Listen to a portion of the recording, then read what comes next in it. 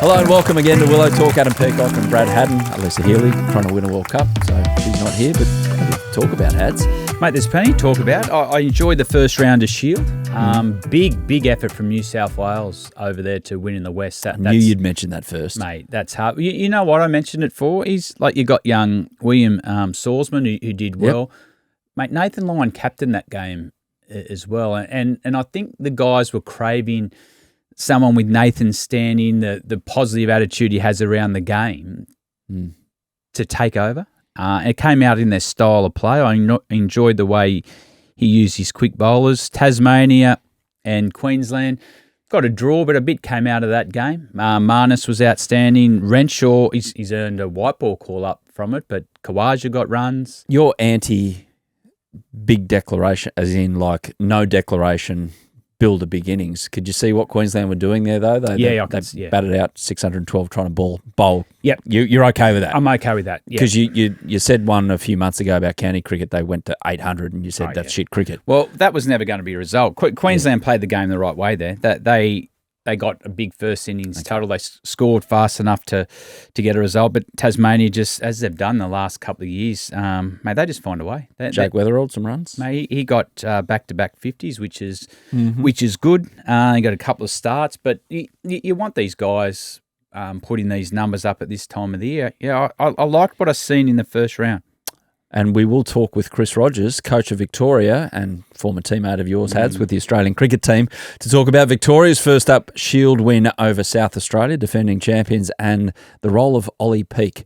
And it's great to see a Doug doing well in Australian cricket again, so we'll get to that a bit later on.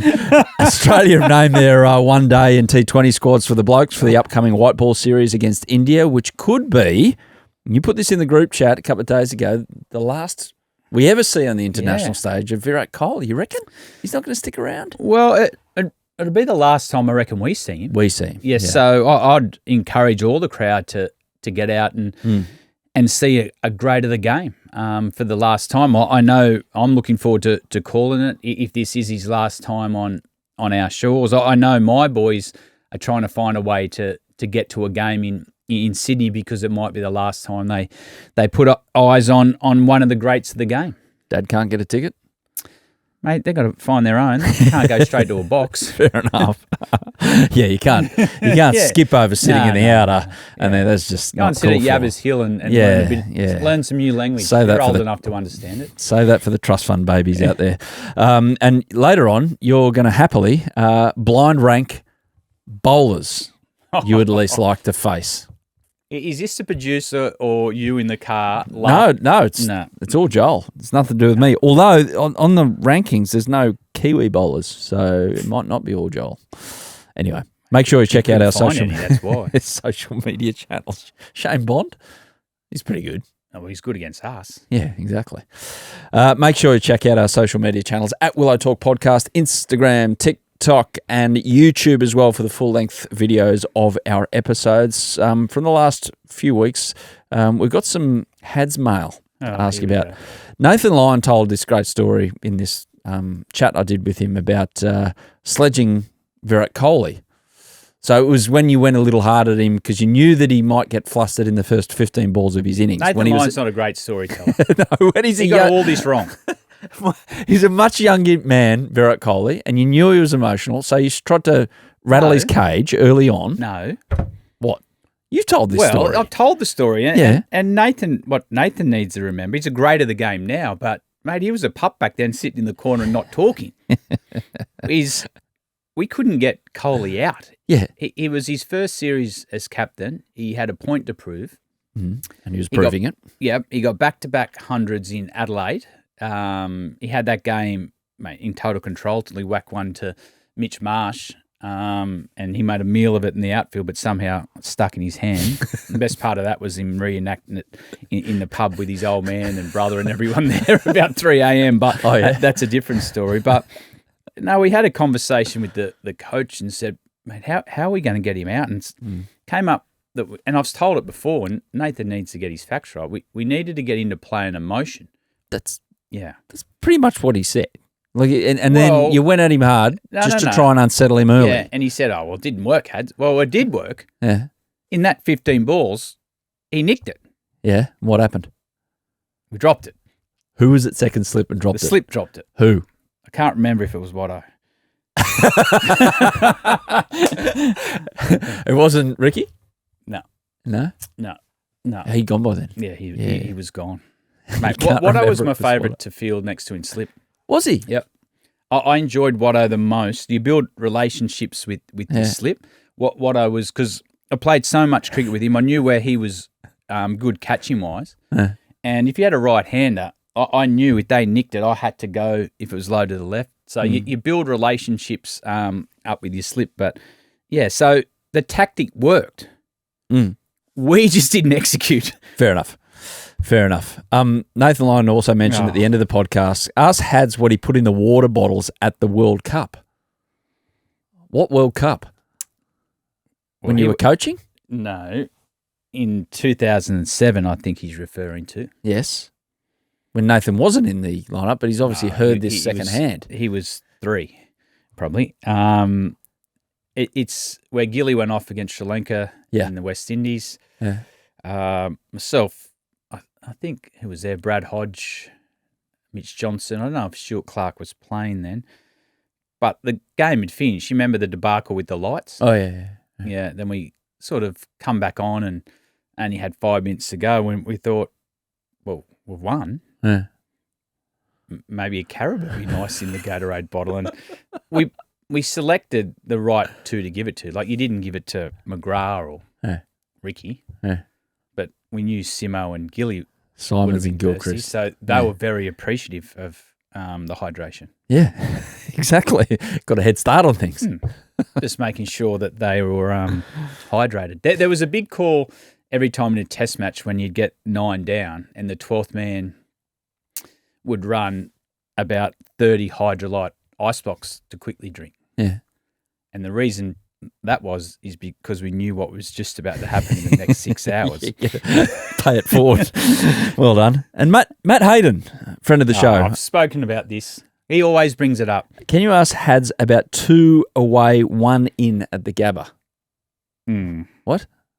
I know what he's talking about. I've been getting a lot of abuse from Matthew Hayden in the last couple of weeks about Queensland winning everything. Stop delaying. And I have to. What was he talking about? He got me out in my first Shield game. Yeah, and gave you a fearful send-off. No, I was, as soon as he hit the pad, mate, he had the umpires up at the Gabba, probably Porky Parker.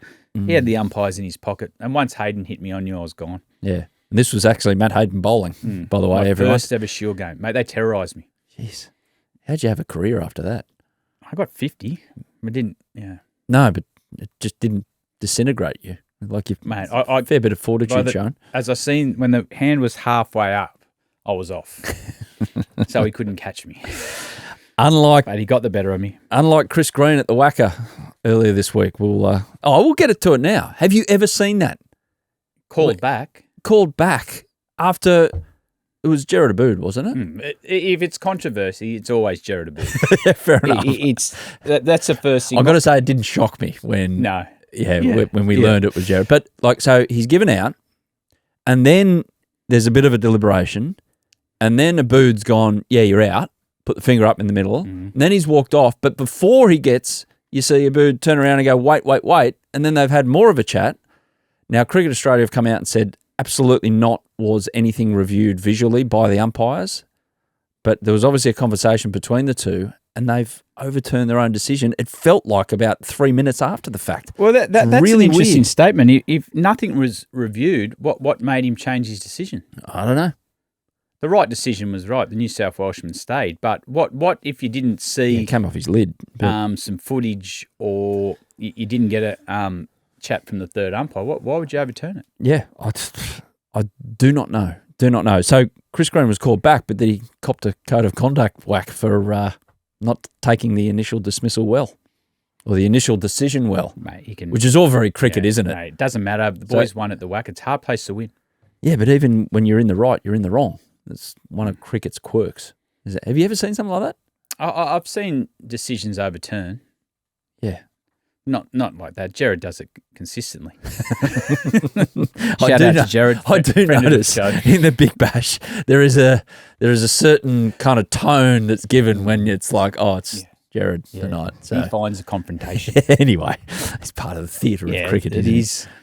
Right decision was made. Right result was made. Oh, there you go. Casey got in contact with us on Instagram and said, I'm 27 now and started playing cricket 15 years ago when Hads was the Aussie Test keeper.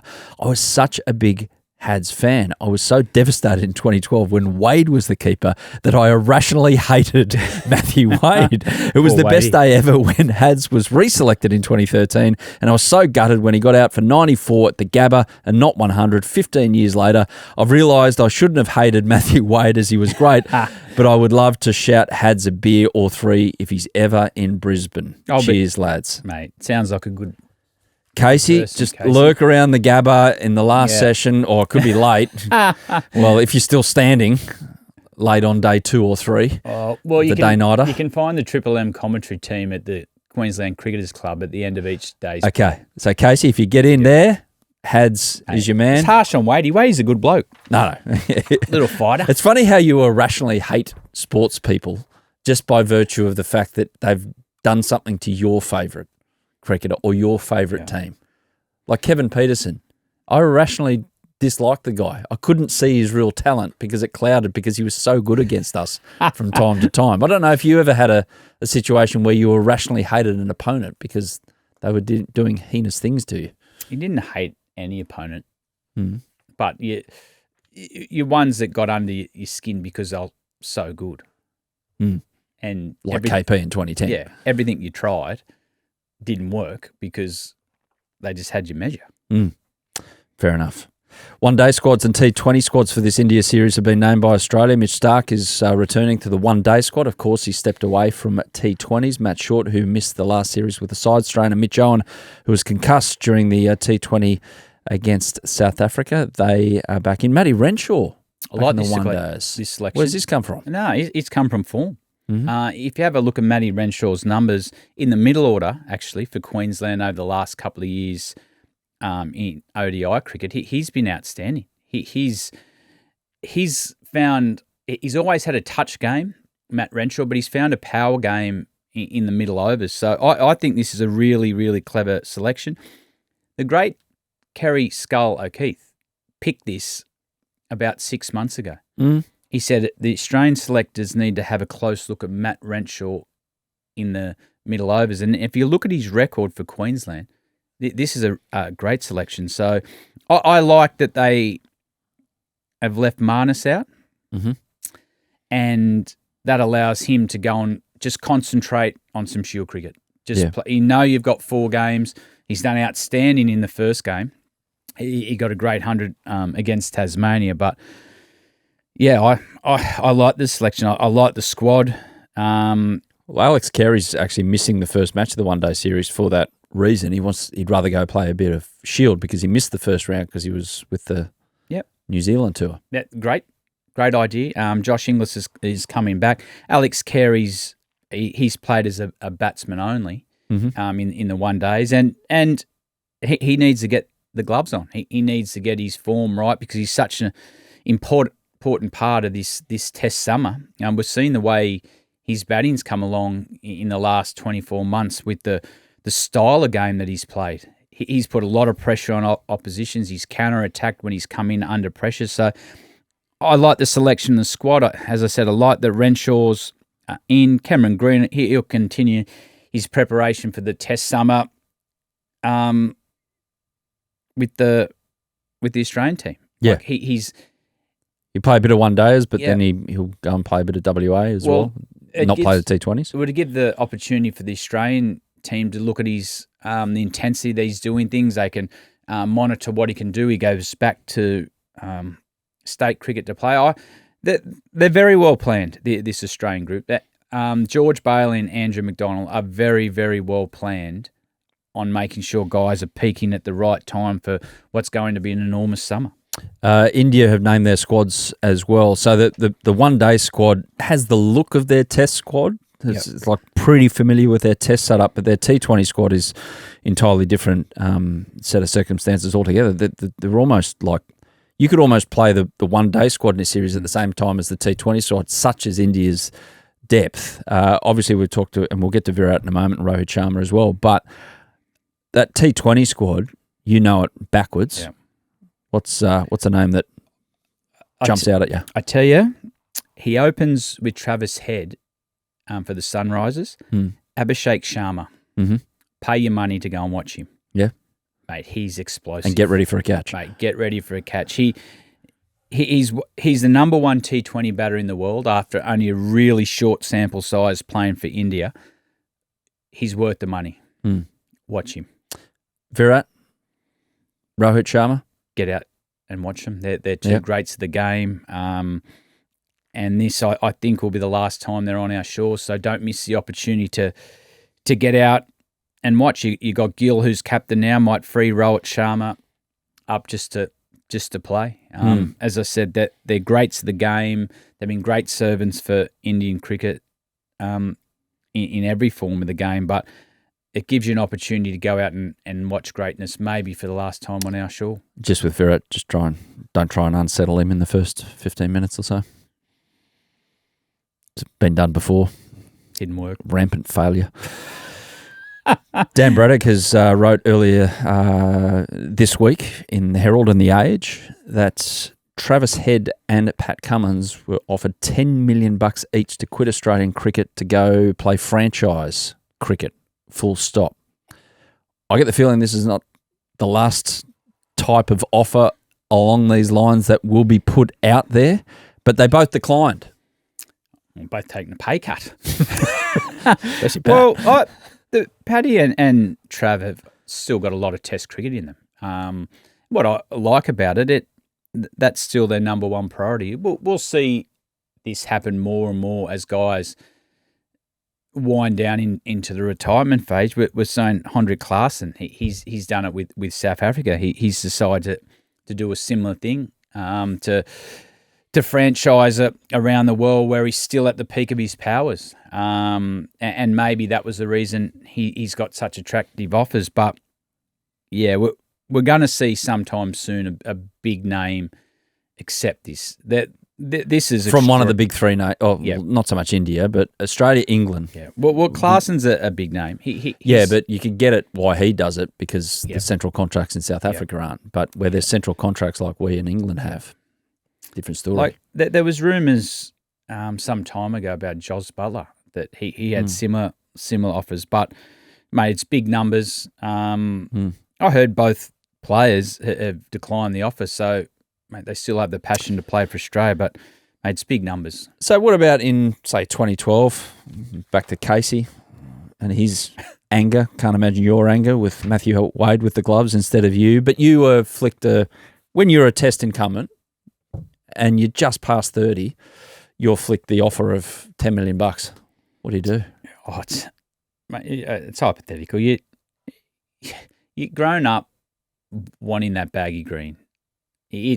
I know the landscape with franchise cricket's changed, but it would be hard to walk away from not exhausting everything you possibly have right down in the pits of your stomach to get as much out of your Test career. And I'm guessing as well, retrospectively, you look back at your career and you think of things that happened. A few more things would jump into your mind about what happened with the Australian Test team as opposed to when you played IPL. With all due respect to IPL. Correct? And the people you played, the stories you had, the moments you had, singing the team song, hitting the freaking floor at the SCG to say, open up the cellar, all of those things. Well, what it does show is these conversations are out there. Yeah. And they're starting to come real all over the world. It'll be interesting to see what happens after the World Cup, the next World Cup in 2027. Oh, the One-Day World Cup. One-Day World Cup. About the calendar. Well, will we see then a few players take up this offer? That's when Hendrik Klaasen did. Straight after a World Cup. After a World Cup. So that's normally when in that sort of cycle and you change, selection changes then, you look to pick your teams for the next World Cup. I think that's when we might see someone take up an offer like this. We are off to a quick drinks break here on Willow Talk. Back in a moment with Chris Rogers to talk a bit of Shield and Australian Test team and maybe have a laugh or two with Hads. Welcome back to Willow Talk. Let's now get into the realm of the most exciting, anticipated Shield season of all time. I'm going to call it right now, Hads. It's of all time because it's now, and recency bias is very much a thing.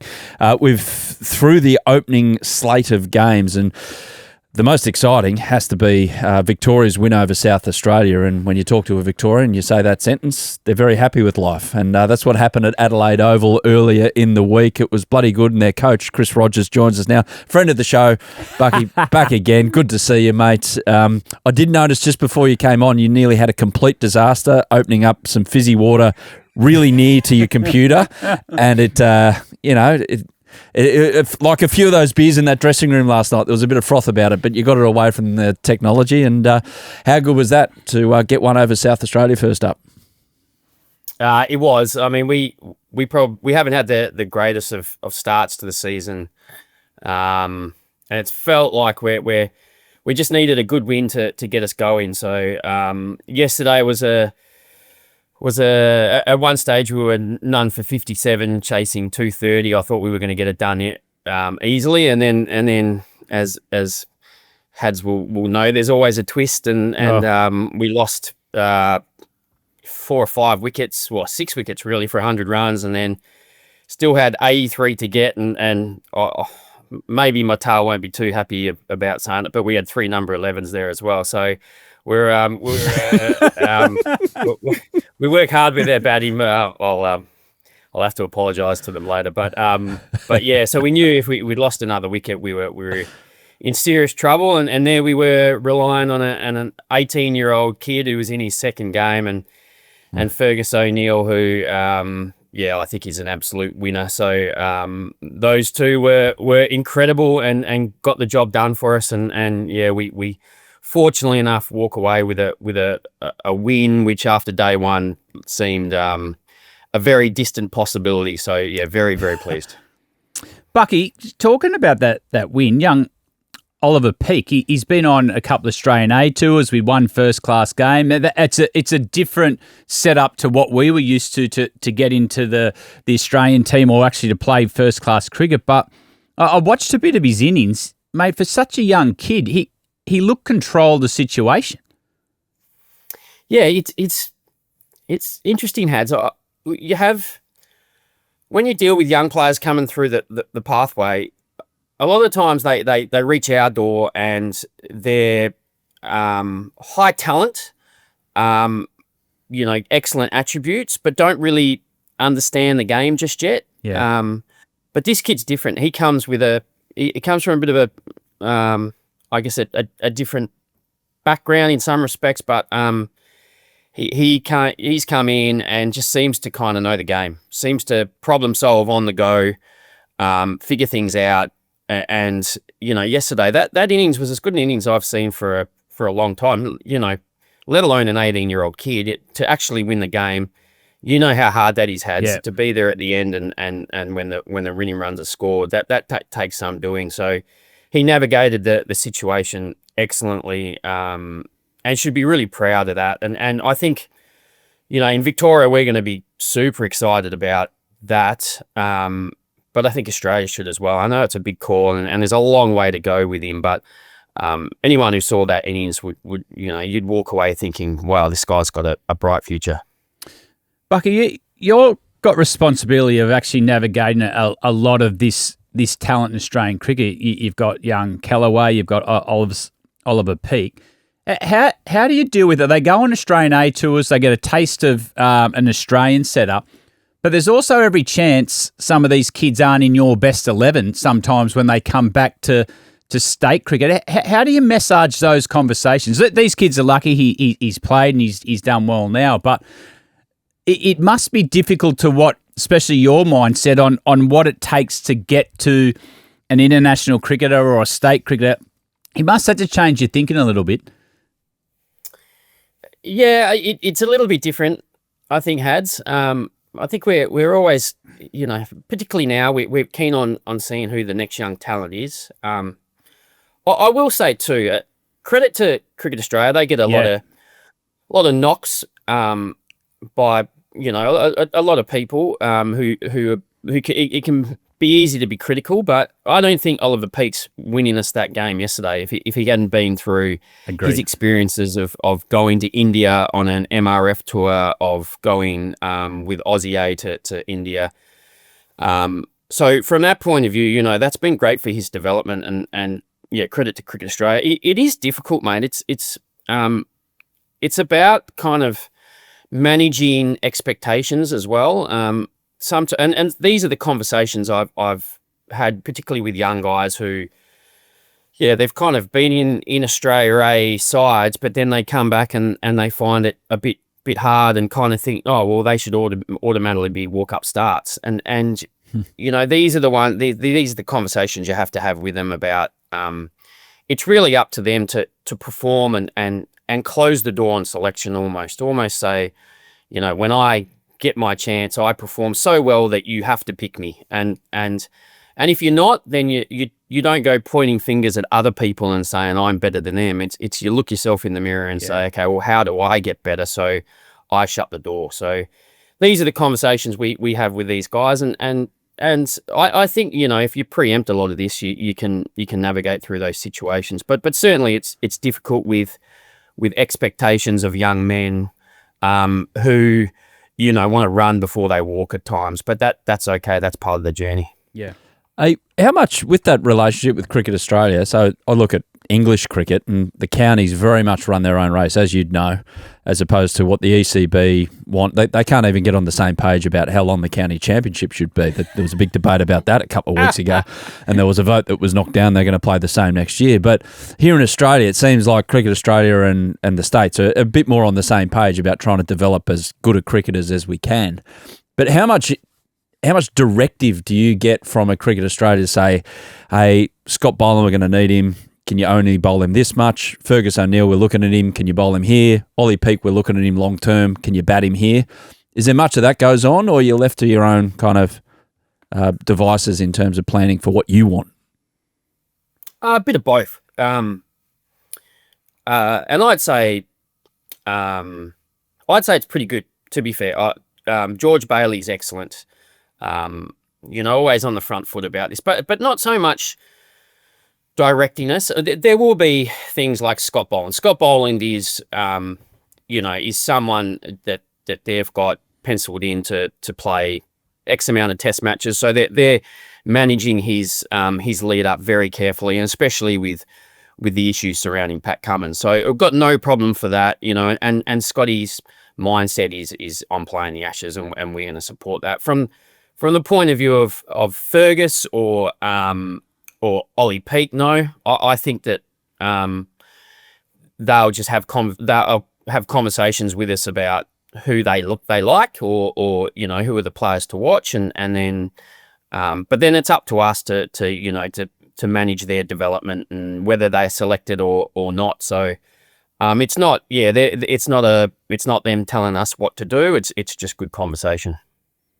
Talking about, we've spoken a lot about the young cricketers, but what about your development, Bucky? Have you changed your coaching style from when you started with Victoria to now? Yeah, it has, without a doubt. I think with any skill, you get better, you evolve. Yeah, I mean, I was pretty rigid. I probably still am in many respects. Yep. With my belief around development. And how you go about that, but equally, it's been a lot more targeted to different individuals. Ollie Peake, for instance, is, and even a Harry Dixon who we have coming through, who we think is a baby Davey Warner. I mean, you're not really touching them. Whoa! We only need one, Buck. There's only room in the universe for one. I mean how he plays, not necessarily. Okay. Use. Yeah. Yeah, we only need one Davey, that's for sure. But from that point of view, you let the game teach them. They're good enough to kind of figure it out. And then there's others who, you know, you look at them and how they play, and you think, no, look, that's maybe not going to stand up at the next level, and you have to help them with their foundations as well. So there's all those kind of discussions that go on. But even it's knowing that probably relationships are the most important thing. If they don't trust you, then you're not going to get anything back from them. From probably when I started, I probably came in, as I said, a bit rigid, and you kind of, you find your way and learn a lot of things as you go, and then adjust to the group you have as well. So that's been a great journey, and one that I'm enjoying being on continually.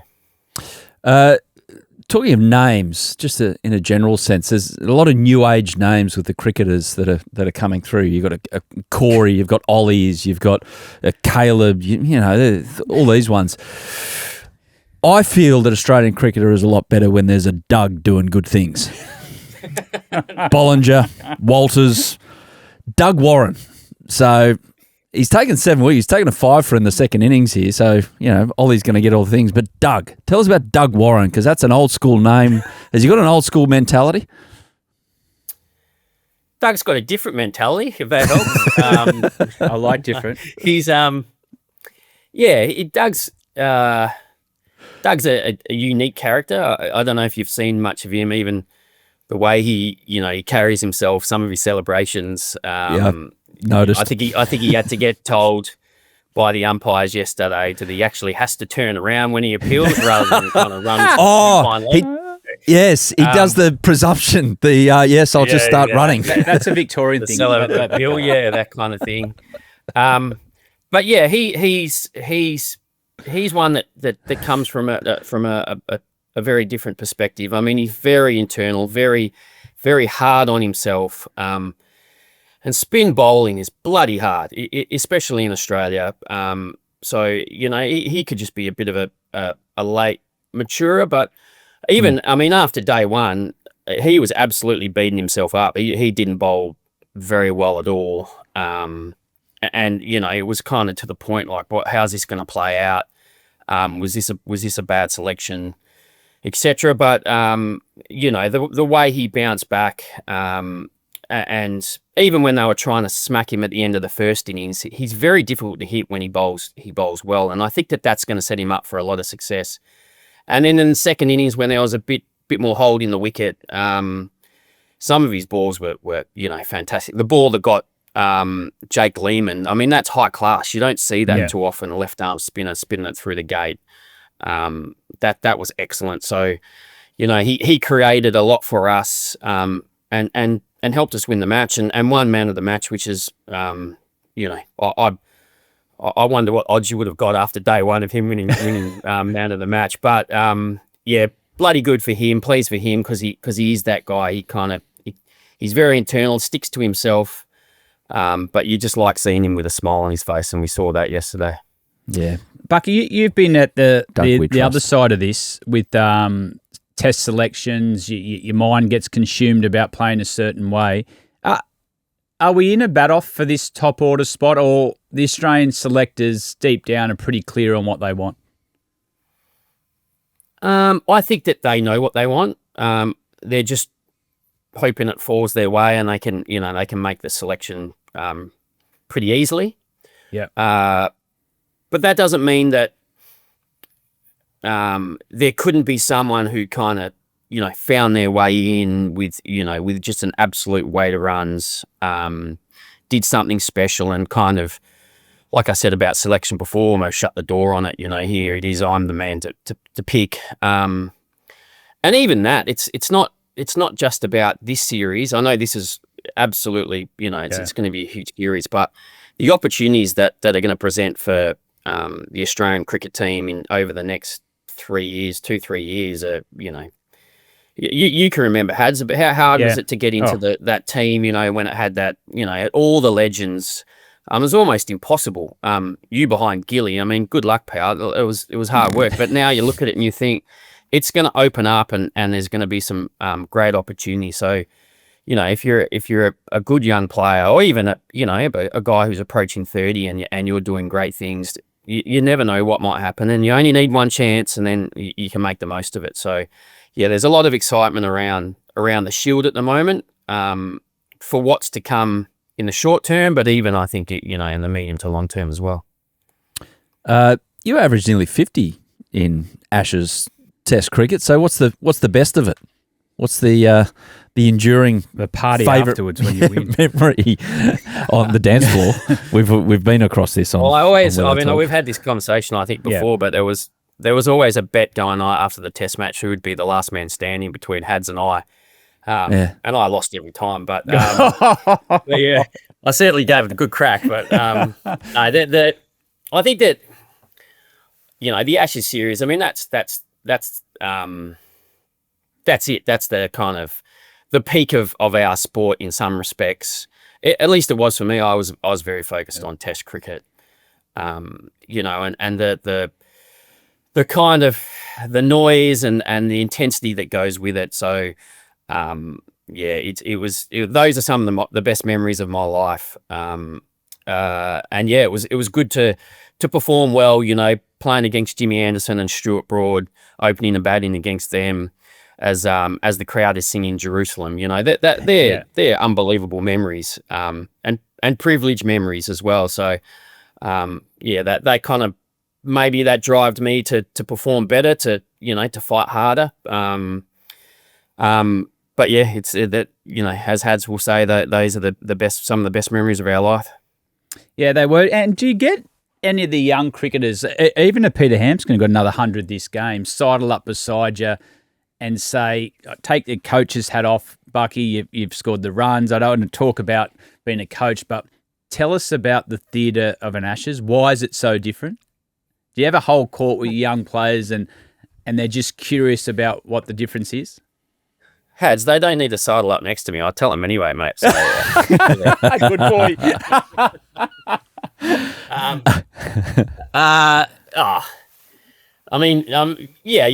There's times when you talk about those.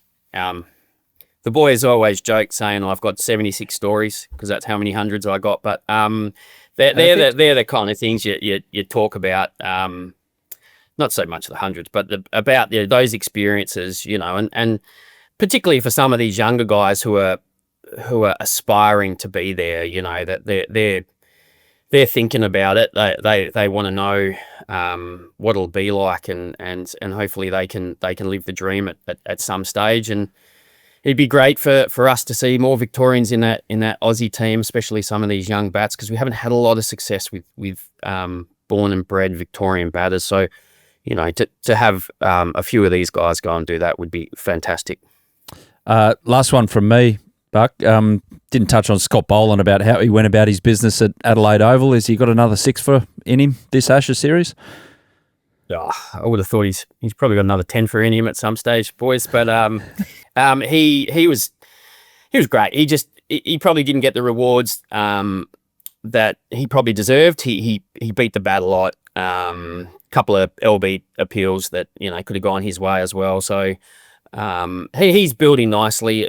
It was a heavy track at Adelaide Oval, so he was a bit heavy-legged after day one. But he, every time he goes out and plays, he's just tapering beautifully to that first Ashes Test, which I suspect he'll play. And I think it's going to be, it could be the great series for Scott Boland. The peak for him as well. So I know he's done some amazing things, but hopefully this is going to be another great summer for Scott Boland. Good to hear, mate. Hey, thanks so much for joining us. Good luck in the one-day game coming up, and for the next few games with Shield. Great start for Victoria, Chris Rogers. Cheers, mate. Thanks, boys. Always good to talk to you. One of the best, Bucky. One of the best. So that was Bucky. Great man, and hopefully we'll catch him over summer at some stage. One of the best, Chris Rogers. I tell you what, he's got as big a job as any in Australian cricket, and it was talent there with Victoria. Oh, well, there's a lot of batting talent there, and as he said, they haven't had homegrown Test players long term for some time. You watch the noise out of Victoria about pick one of us, pick one of our own. Well, he's got 3 guns. Yeah. He has young guns, Peake, Dixon, Callaway. They're 3 guns, and They're all left-handers. And as he said, that this top six for Australia is going to look entirely different in 3 years' time. So maybe he can help produce a couple to replace some of the legends. Well, you're talking about a bat off right now for the Australian team, whether you believe that or not. Fast forward to the end of the Ashes, there could be a couple of opportunities for some young batters if they're scoring runs. Yes, it might be too early for selection now, but they've got 10 Shield games, and if they can put some big numbers, this Australian team might be totally different looking from a batting point of view at the end of the Ashes. Well, January 2027, 5 Test series in India. Want to be ready for that. Just on Ollie Peake, though, he did get dropped first ball. Hat-trick ball. Hat-trick ball for Jordan Buckingham, who took it well. Poor old Henry Hunt. You reckon he hasn't thought about it over the last 48 hours? Henry had a good game, though. He did, he can turn around and go, well, get stuffed. I made some runs in the first innings, but he did put him down. It was a tough one. It was rifled at him near enough to the middle of the bat, hit his chest, didn't quite stick. You see him stick sometimes. But hat-trick drops. There's only one famous one. Warne, Fleming. It's a pretty easy grab for someone who played AFL as well, for Shane Warne, up near his ears. Mate, if see any in state cricket that you remember well? Mate, I remember Doug Bollinger got one at Canberra against South Australia. I think Callum Ferguson was the batter that got out. Yeah. He bowled a full toss. And we said behind the stump, we're going up. If it's close to nicking it or hit his pad, just go up.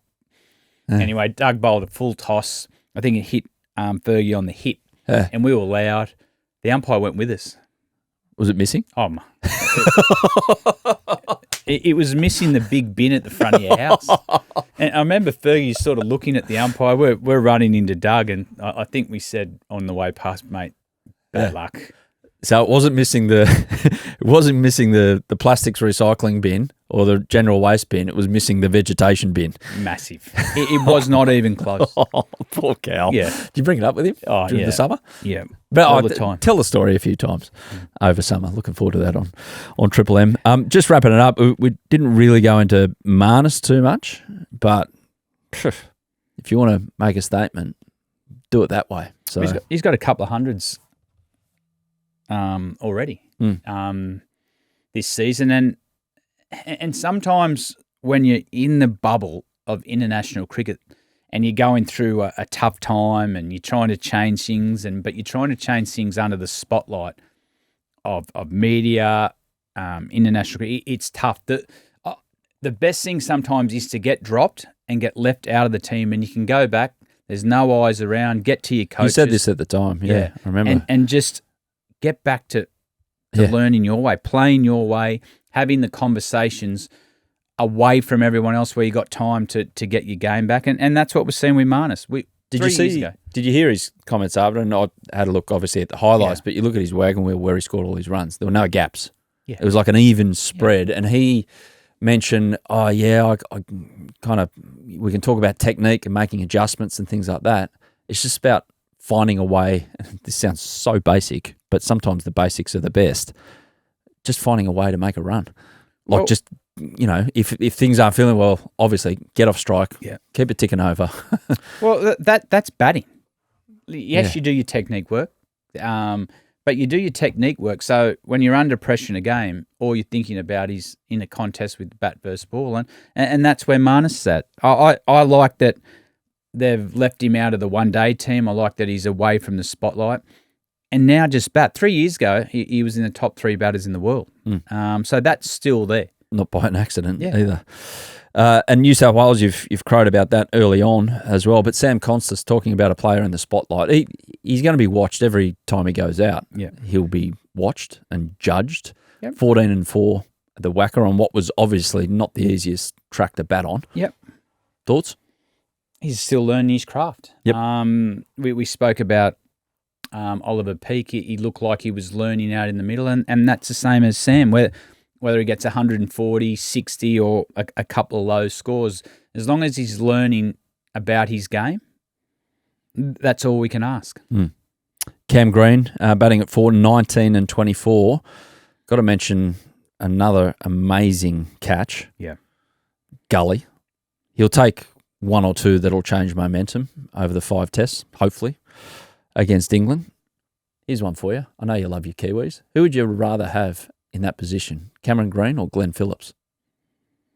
In the gully, Cameron Green. Put Glenn. But if you go to point or cover, Yeah. Glenn Phillips. Glenn Phillips, I was going to say.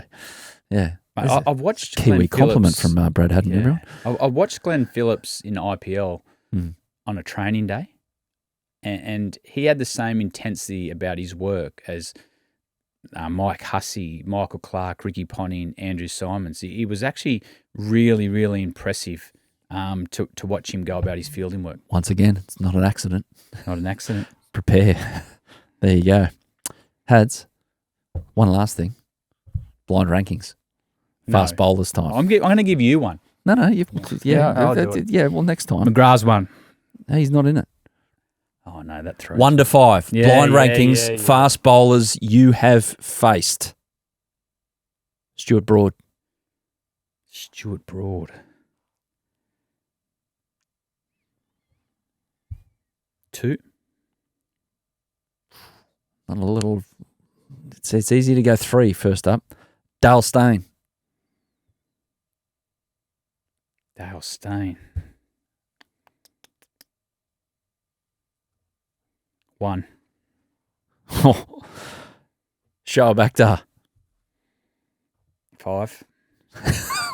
Couldn't see it. Jimmy Anderson. 3. Brett Lee. 4. 4.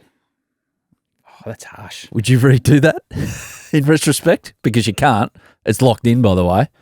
Oh, well, in my defence, I couldn't see Shoaib or Brett, so I didn't know what they'll do with the ball. Okay, fair enough. But Dale Steyn. Dale Steyn with an old ball was as hard as... Just for that famous photo. And that's enough for Willow Talk today. Cheers, Hats. See you, everyone. Yeah, thanks for watching the Willow Talk podcast on YouTube. Don't forget to hit the subscribe button so you don't have to miss an episode wherever you are. And while you're at it, check out these videos up here. They're mostly good.